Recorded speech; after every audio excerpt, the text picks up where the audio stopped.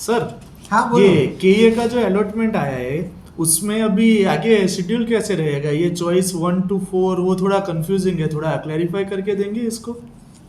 Okay, तुम्हारा I mean जो भी कैंडिडेट है जिसका अलॉटमेंट आयुर्वेदा के कोर्स में आया है पर्टिकुलरली बीएएमएस में, ठीक है, आज चाहे वो ऑल इंडिया कोटा हो चाहे वो मैनेजमेंट कोटा हो, ठीक है। बीएएमएस में कैसा है, यदि हमको सीट अलॉट हो चुका है, हमारा जो एक्सपेक्टेड कॉलेज था, तो हमें चॉइस 1 देना है। यदि हम वही कॉलेज में जाना चाहते हैं तो हमें चॉइस 1 देके कॉलेज का जो चलन है पेमेंट के लिए वो डाउनलोड करना है ऑप्शन एंट्री के पोर्टल पे जाके के से लॉगिन करके, फिर वहाँ से उसको डाउनलोड करके हमें वो बैंक का फॉर्मेलिटीज़ फिनिश करना है। फॉर्मेलिटी फिनिश करके I mean payment process finish करके हमें जो भी हमारा अलॉटेड कॉलेज है वहाँ पे मैन्युअली जाके हमारे जितने भी ओरिजिनल डॉक्यूमेंट्स हैं, ठीक है, वो हमें वहाँ पे सबमिट करना है और वहीं पे हमारा पूरा जो एडमिशन का प्रोसेस है वहाँ पे फिनिश हो जाता है। अभी चॉइस 2, ठीक है, चॉइस 2 में क्या होता है कि यदि आपको कोई कॉलेज फॉर एग्जांपल मिला, आपको मान लो बेंगलोर का एसडीएम कॉलेज मिल गया, श्री धर्मस्थला आयुर्वेद कॉलेज मिल गया, आप वो कॉलेज से सेटिस्फाइड नहीं है, आपको कोई और बड़ा कॉलेज चाहिए या तो कोई और कॉलेज में आप एक्सपेक्ट कर रहे हैं फॉर एग्जांपल, तो आपको चॉइस 2 में ऑप्शन ऐसा मिलता है कि आपको पहले कॉलेज का जो भी फी स्ट्रक्चर है, बैंक फॉर्मेलिटीज है, वो फिनिश करना है, ठीक है। आपको रिपोर्टिंग नहीं करना है, आपको चॉइस 2 देना है और उसके बाद आपको अपग्रेडेशंस के लिए जाना है। अपग्रेडेशंस में क्या होता है कि जो आपने चॉइस फिलिंग के टाइम पे जो कॉलेजेस आपने ऑलरेडी डाले थे उसी चॉइस को आपको फिर रीशेड्यूल करना है, आपको उसको ऊपर नीचे कर सकते हैं और आप नए भी कॉलेजेस ऐड कर सकते हैं, बट जो आपको कॉलेज अलॉट हुआ है वो आपका कंफर्म रहेगा। बट यदि आप उस कॉलेज का फीस नहीं भरते चॉइस 2 में, ठीक है, तो फिर वो सीट है आपका लैप्स हो जाएगा, जैसा मैं ये नोटिफिकेशन में पढ़ पा रहा हूँ और जैसा हम लोगों का कन्वर्सेशन हुआ हायर अथॉरिटी से। अभी फॉर एग्जांपल जो बच्चों को एमबीबीएस और बीडीएस में जो गवर्नमेंट सीट अलॉट हुआ है उनको पर्टिकुलरली केई के मलेश्वरम ऑफिस पे जाना है और वहाँ से उनको उसका पूरा डॉक्यूमेंटेशन सबमिशन रिपोर्टिंग वहाँ पे उनको फिनिश करना है। बट ये जो नियम है वो आयुर्वेदा के स्टूडेंट्स के लिए लागू नहीं होता है। ऑलरेडी यहाँ पे उन लोगों ने जो नोटिफिकेशन डाला जो अभी जस्ट थोड़ी देर पहले आया उसमें ये चीज़ मेंशन किया है। ये हम अपने व्यूअर्स के लिए बना रहे, जिसको भी जो भी कंफ्यूजन है क्लेरिफाई हो सकता है।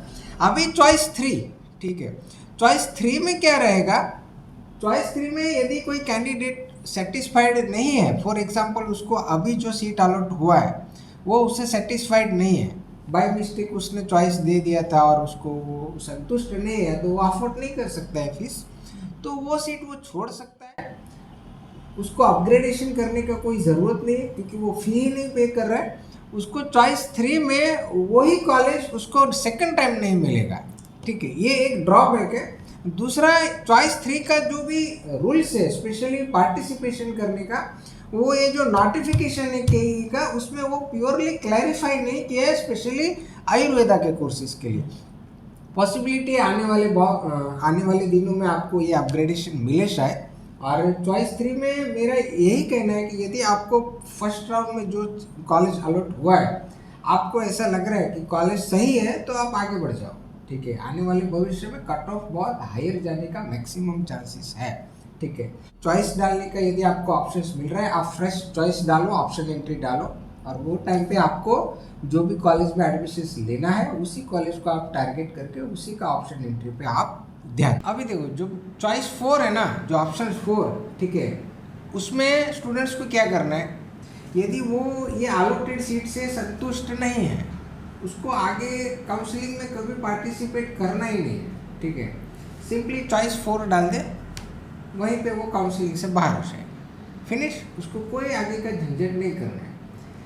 चॉइस 4 वही कैंडिडेट डालेगा जो दूसरी जगह पे यदि उसको सीट मिल चुका है ऑल इंडिया कोटा में कोई अदर स्टेट्स में, तो वो यूजुअली चॉइस 4 डालते हैं। अभी कोई तुम्हारा क्वेश्चन है तो पूछो। सर ये जो अगर कोई कैंडिडेट चॉइस 4 चूज करता है और अगर वो सेकंड राउंड स्किप करता है, थर्ड राउंड या मोपअप राउंड और स्काई वैकेंसी राउंड में वापस के काउंसलिंग में एंटर होने का ट्राई करता है, वो एलिजिबल होगा कि नहीं? देखो, इसका जो क्लैरिफिकेशन है अभी तक नहीं हुआ है, ठीक है। लास्ट ईयर का ऐसा रूल्स था कि जो भी कैंडिडेट ने सीट अलॉट हो गया था,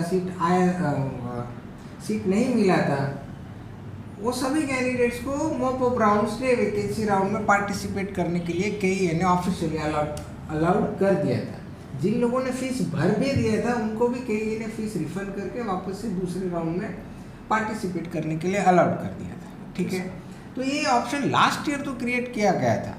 ये साल KEA का रूल्स थोड़ा स्ट्रिक्ट है, तो स्टूडेंट्स को और पेरेंट्स को सबको समझना चाहिए, यदि आप सीरियस है तो ही सीट में चॉइस फिलिंग डालो, ठीक है। आप सीरियस नहीं है, आपको ऑप्शन एंट्री का कोई वो मीनिंग नहीं बनता है, आप डालो ही मत ऑप्शन एंट्री।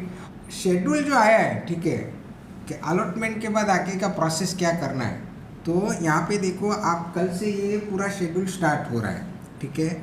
और 5 तारीख तक शाम को 5:30 बजे तक, ठीक है। एक आध 2 दिन आगे पीछे होगा, वो मुझे पर्सनली आइडिया है, क्योंकि इतने साल से हम लोग कर रहे हैं तो हमें सब नॉलेज रहता है, उसमें कोई वो डाउट नहीं है। तो अप टू 5 सितंबर हमें कॉलेज को फाइनली रिपोर्टिंग करना है, ये पूरा पेमेंट भी प्रोसेस फिनिश करना है, उसी दरमियान हमें डॉक्यूमेंट्स भी ओरिजिनल कलेक्ट करने हैं और कॉलेज को सबमिट करना है। तो वहाँ पे हमारा पूरा शेड्यूल फिनिश होता है, और जो भी चॉइस 2, चॉइस 3 जो भी प्रोसेस हो वो इसी ड्यूरेशन के बीच में हमें करना है, ठीक है। तारीख पे और टाइम पे इतना मत जाओ, क्योंकि ये हमेशा थोड़ा बहुत 19-20 आगे पीछे चेंज होता ही है, ठीक है। अभी और कोई क्वेरी है तो पूछो। सर लास्ट क्वेरी ये था कि ये जो क्वेश्चन डिपॉजिट का उन लोगों ने मेंशन किया है, वो इंस्ट्रक्शन कौन से कोर्स को लागू पड़ता है और क्या है, वो थोड़ा क्लैरिफाई करके देंगे? ठीक है, क्वेश्चन डिपॉजिट है वो स्पेशली MBBS के कोर्स के लिए लागू होता है, ठीक है। या तो फिर आप कोई गवर्नमेंट सीट्स ले रहे हैं तो आयुष के कोर्स के लिए यहाँ पे इन लोगों ने क्लियरली मेंशन किया है कि आपको क्वेश्चन डिपॉजिट नहीं देना है। इवन डेंटल के कोर्स के लिए भी यहाँ पे इन लोगों ने मेंशन किया है, तो ये एक एडवांटेज है। बट स्टूडेंट्स को इसका क्या है कि इस मैटर को सीरियसली लेना चाहिए। आने वाले टाइम में यदि कोई स्टूडेंट्स चॉइस फिलिंग डाल रहा है और बाद में वो अलॉटेड कॉलेज को ज्वाइन नहीं कर रहा है, रिपोर्टिंग नहीं कर रहा है, ऐसे ही बस वो ऑप्शंस डाल रहा है और वो उसको मिस कर रहा है, ठीक है, तो पॉसिबिलिटी है क्वेश्चन डिपॉजिट का रूल्स आ सकता है, ठीक है। अभी देखो, जो बच्चों को मैनेजमेंट कोटे का सीट मिल चुका है, ठीक है, अभी NRI कैटेगरी का जो सीट्स है वो ऑफिशियली ओपन नहीं हुआ है। पॉसिबिलिटी अगले राउंड से भी हो जाए, या तो मॉपअप या तो थर्ड राउंड से भी हो जाए, ठीक है। तो वो कंडीशन में क्या करना है, NRI का जो सीट्स है वो पर्टिकुलरली कॉलेज का जो निगोशिएबल अमाउंट है उसमें वो थोड़ा सेट होता है, ठीक है।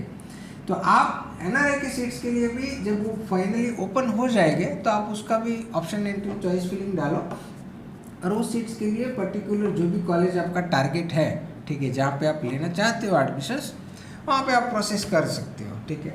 ये पूरा जो इन्फॉर्मेशन है, ये आपको कोई कंफ्यूजन ना रहे, ये जो पूरा इन्फॉर्मेशन है ना, आज बहुत सारा कंफ्यूजन हो रहा था, पर्टिकुलरली हमें भी ये सब चीज़ों को देख के, इसीलिए आपके लिए ये स्पेशल सेशन रिकॉर्ड कर रहे हैं, ठीक है। किसी भी एजेंट कंसल्टेंट की बातों में आने से पहले आपके ये ऑफिशियल वेबसाइट को चेक करें, ये मैं हमेशा बोलता हूँ। कंफ्यूजन फिर भी है, आप हमें संपर्क करें, हमारी पेड काउंसलिंग सर्विस आप ले सकते हैं। आप स्क्रीन पे दिए गए नंबर पे हमें संपर्क करो, डिस्क्रिप्शन में भी हमारा नंबर है ऑलरेडी, वहाँ से भी आप हमें संपर्क कर सकते हैं, ठीक है। तो मिलते हैं इसी टाइप के अगले सेशंस में, तब तक के लिए धन्यवाद। जय हिंद, जय भारत।